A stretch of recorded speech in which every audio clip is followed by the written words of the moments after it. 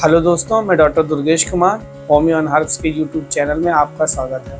आज का विषय है नौजिया एंड वोमिटिंग, जिसे हिंदी में जी मिचलाना या उल्टी कहते हैं। यह अपने आप में कोई बीमारी नहीं है, परंतु अन्य बीमारियों का सिम्टम्स है, यानी शरीर में कुछ अन्य समस्याएं हैं, उसमें यह एक लक्षण के रूप में दिखाई देता है।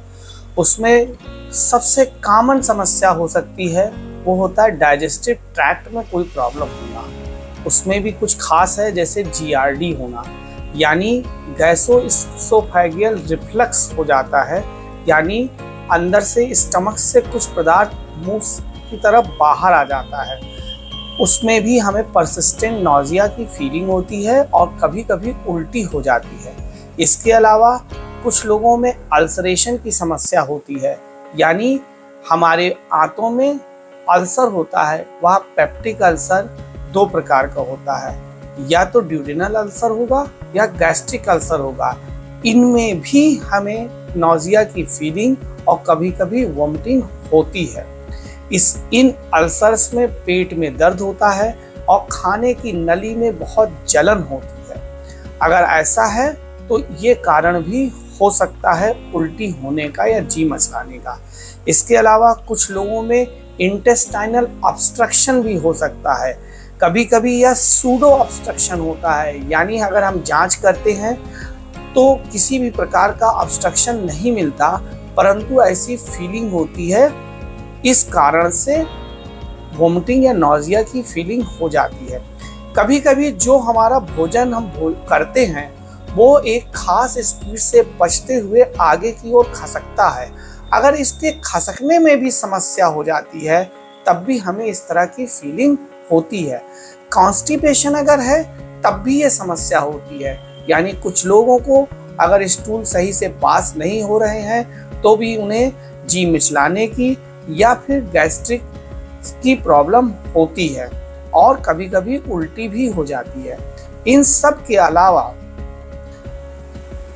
कुछ अन्य कारण भी होते हैं, जैसे कि सर में अगर किसी प्रकार की परेशानी है। हमारे सर में, माइंड में कुछ सेंटर होते हैं जो डाइजेस्टिव ट्रैक्ट को कंट्रोल करते हैं। अगर वहाँ कोई प्रॉब्लम होती है, कोई दिक्कत रहती है, तब भी हमें नौजिया और वोमिटिंग की फीलिंग होती है।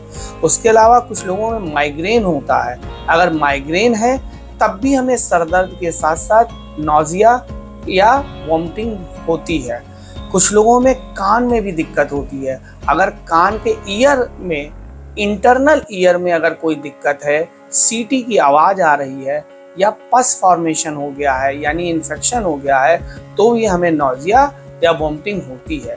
इन सब के अलावा कभी कभी हमें सिस्टेमिक डिजीजेस भी होती हैं, जैसे कि हमें लीवर में कोई प्रॉब्लम है, गाल ब्लैडर का स्टोन है।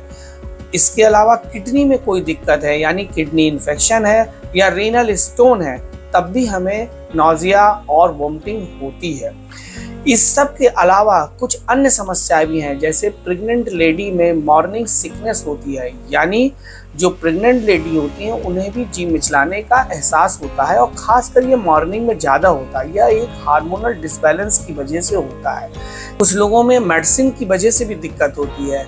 यह मेडिसिन गैस्ट्राइटिस की काज करती हैं, तब भी हमें नौजिया और वोमिटिंग की फीलिंग होती है।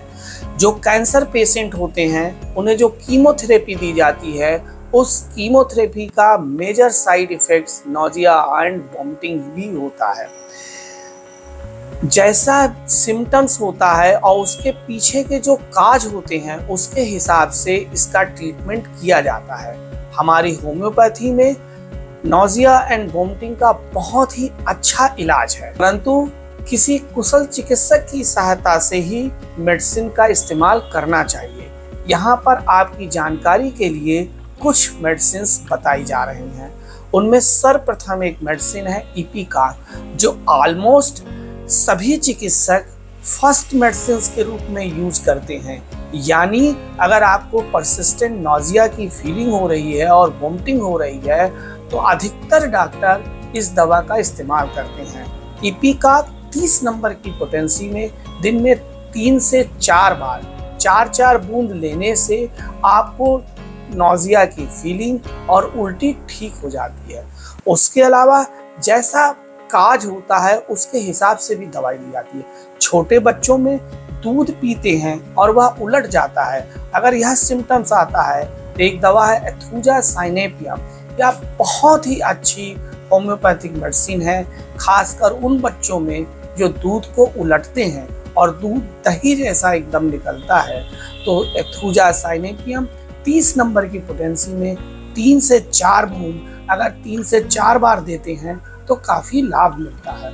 इसके अलावा अगर आपके माइग्रेन है, सर दर्द हो रहा है और तब नौजिया हो रही है, उल्टी हो रही है और उल्टी खासकर बहुत ही खट्टी हरे रंग की या पीले रंग की हो रही है, तो एक दवा है आयरिस वर्सिकुलर। यह बहुत अच्छा काम करती है। आयरिस वर्सिकुलर 30 नंबर की पोटेंसी में दिन में 3 बार 3 से 4 बूंद दें तो काफ़ी लाभ मिलता है।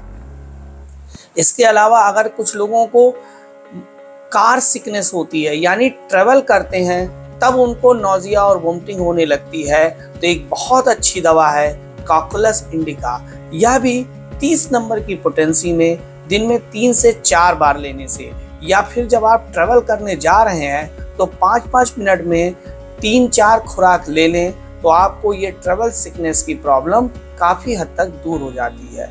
इन सब के अलावा कभी कभी कॉन्स्टिपेशन की वजह से भी प्रॉब्लम होती है, तो नक्स वोमिका बहुत अच्छी दवा है। नक्स वोमिका खासकर उन पेशेंट्स को लिए भी यूज की जाती है जो बहुत ही सेडेंटरी लाइफ जीते हैं, यानी आराम की ज़िंदगी होती है, साथ में उन्हें सिगरेट, तंबाकू या वाइन पीने या अल्कोहल लेने की आदत होती है। अगर ऐसे पेशेंट हैं तो नक्स वोमिका 30 नंबर की पोटेंसी में बहुत अच्छा काम करती है। 4 से 5 बूंद रात को सोते समय लेने से काफ़ी लाभ मिलता है। इसके अलावा अगर कुछ लोगों को गैस्ट्राइटिस की समस्या है, यानी गैस भी बहुत बन रही है और गैस पास होने से थोड़ी देर के लिए राहत मिलती है, तो ये दवा कार्बोवेज 200 नंबर की पोटेंसी में दिन में 3 से 4 बार लेने से काफ़ी लाभ मिलता है। नौजिया और वोमिटिंग के लिए एक बहुत अच्छी दवा पेटेंट मेडिसिन है रिगवेक कंपनी की R52। यह न सिर्फ नौजिया और वोमिटिंग में काम आती है बल्कि ट्रेवल सिकनेस में भी काम आती है। यह 10-10 बूंद दिन में 3 बार लेने से काफ़ी लाभ मिलता है।